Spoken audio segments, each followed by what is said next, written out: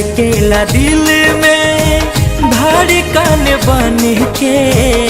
सातों पहर दिन रात सजन, सातों वचन हम हंस के निभाए, सातों जन्म के बात सनम।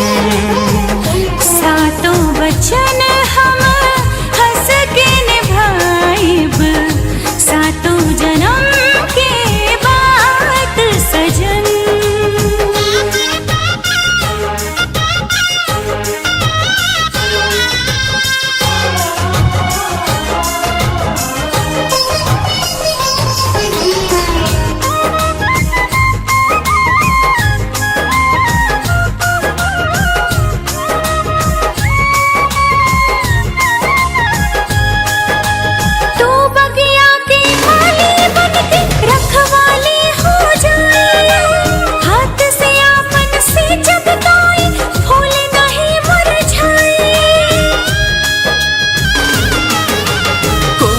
कोमल अंग बगोरी कांटा ना चुभ जाए, तोहर ई अरमान पुराइब खाली बचन न जाए।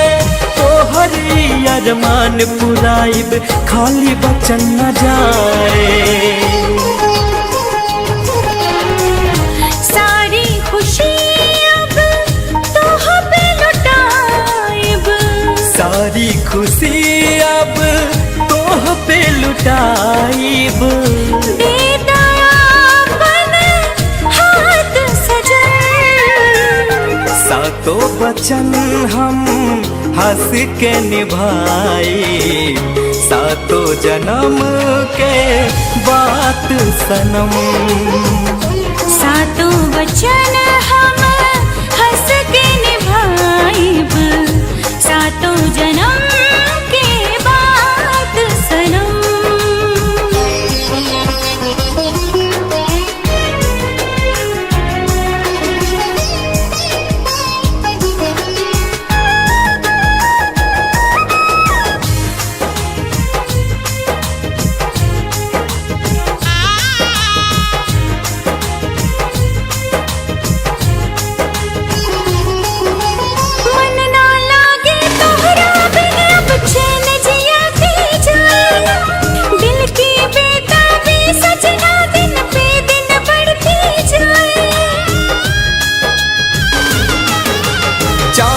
चमके तोहर सुरतिया बिंदिया चैन चुरावे, सतरंगी बातोर चुनरिया कजरा नींद उड़ावे।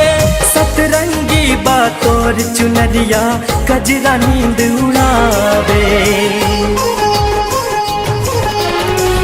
तोहरा बिना जियल बा मुश्किल, तोहरा बिना अब जियल बा मुश्किल।